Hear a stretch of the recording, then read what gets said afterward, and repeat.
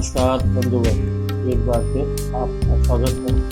आज हम आषाढ़ मास के शुक्ल पक्ष से प्रारंभ होने वाले चातुर्मास के व्रत और नियम, त्याज्य वस्तु एवं उनके त्यागने पर प्राप्त होने वाले फल, क्या करें, उद्यापन और तथा सत्य पर संक्षिप्त चर्चा करते हैं। शांताधारं भुजगशयनं पद्मनाभं सुरेशं विश्वाधारं गगनसदृशं नीलवर्णं शुभांगं लक्ष्मीकान्तं कमलनयनं योगिभिर्ध्यानगम्यं वन्दे विश्वम्भवहरणं सर्वलोकैकनाथम्।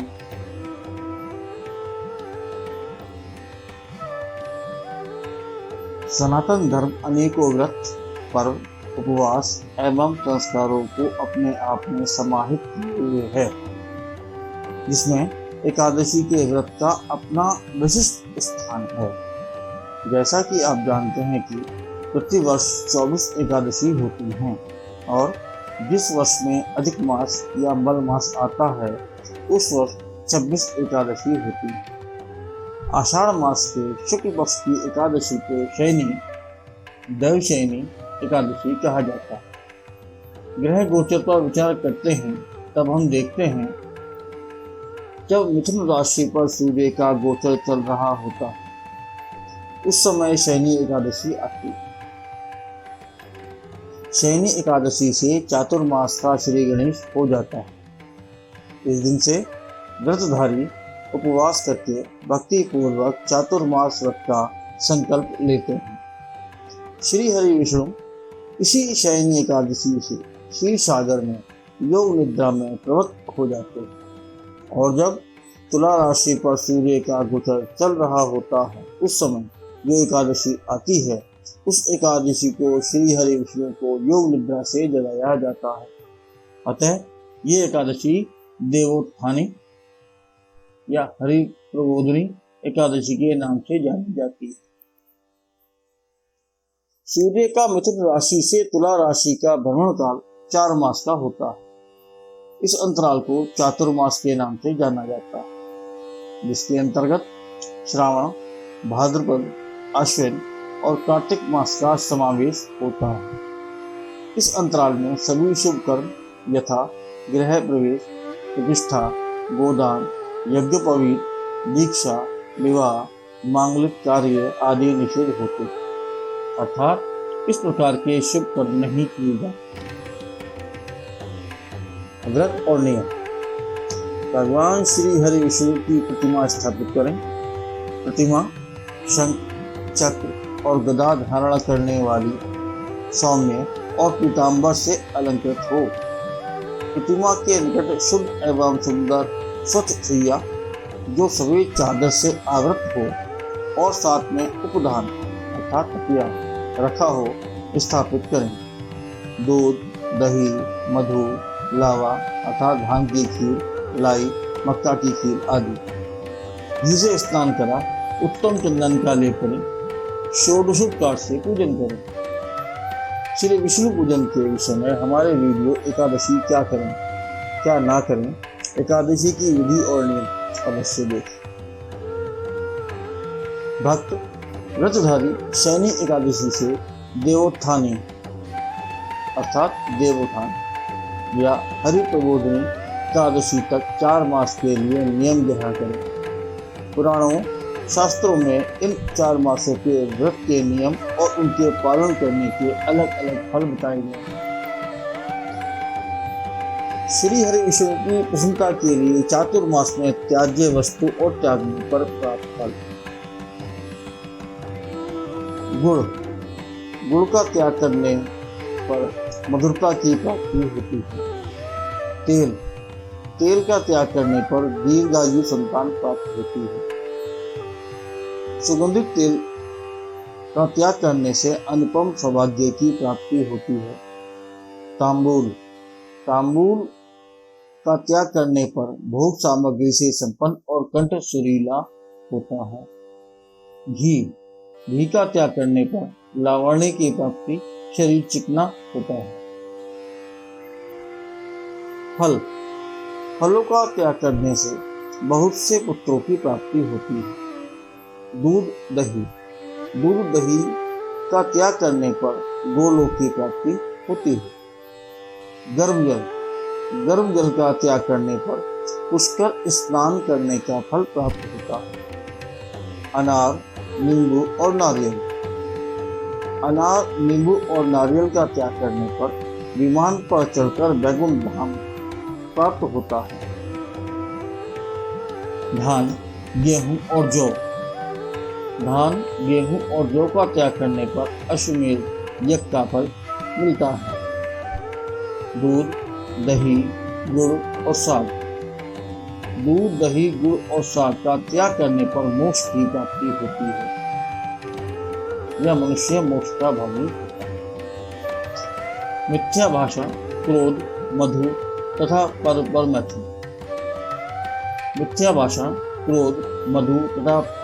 मैथुन का त्याग करने से अश्वमेध यज्ञ का फल प्राप्त होता है।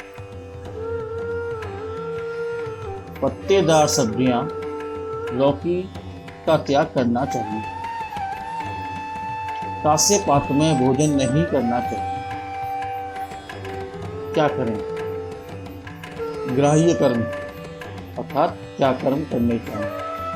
कर्म फल, इसके करने से क्या फल मिलता है?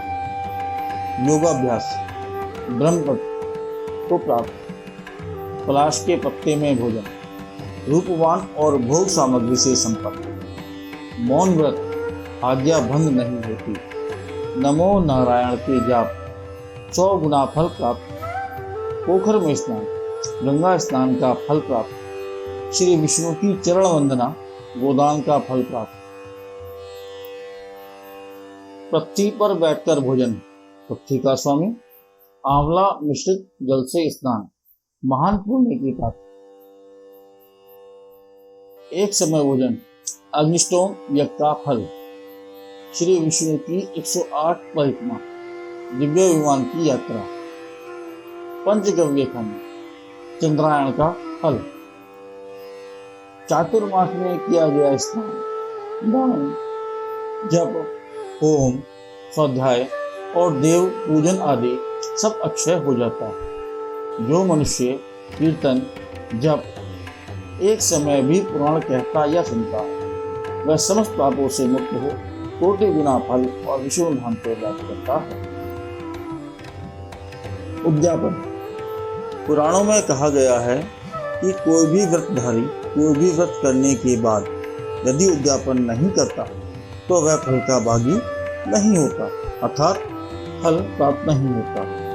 सर्वप्रथम स्नानादि दैनिक कार्यों से निवृत्त होकर भगवान श्री हरि विष्णु के समक्ष उद्यापन करना चाहिए। शंख, चक्र और गदा धारण करने वाले अनादि भगवान श्री हरि विष्णु के समक्ष उद्यापन करने से व्रत पूर्णतया को प्राप्त होता है। स्वर्ण के साथ अन्न का दान करना चाहिए। अन्नदान करने वाला विष्णुलोक में प्रतिष्ठित होता है। नियम के द्वारा समय समय पर जिस वस्तु का त्याग किया हो वह परलोक में सुख प्राप्ति की इच्छा से विशेष रूप से दान करें। कृत्य और कृत्यानुसार दान, पलाश के पत्ते में भोजन, उस समय दान, ब्राह्मण को घी के साथ भोज्य पदार्थ दान करना चाहिए। उड़द का त्याग करने पर बछड़े सहित गोदान करना चाहिए। नियम पूर्वक आंवले का स्नान, 1 मासा स्वदान करना चाहिए। फल और धान्य का त्याग, फल और चावल का दान करना चाहिए। भूमि शयन का नियम, उपधान अर्थात तकिया सहित रुई का गद्दा दान करना चाहिए। चतुर्मास में ब्रह्मचर्य का पालन, ब्राह्मण दंपति को भोजन, उपभोग के अन्य सामान, दक्षिणा, साग व नमक दान करना चाहिए। बिना तेल लगाए स्नान का नियम, घी व सत्तू का दान करना चाहिए। जूते छोड़ने पर जूते का दान करना चाहिए। प्रतिदिन दीप दान करने पर सोने के दीपक में घी डालकर ब्राह्मण को दान करना चाहिए। कथा सत्य।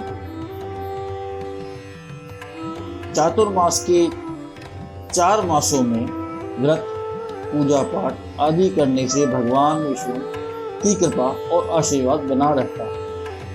भगवान के प्रति अपनी श्रद्धा, भक्ति और चातुर्मास के नियमों को बड़ी श्रद्धा व विश्वास से करने पर विष्णु लोक की प्राप्ति होती है।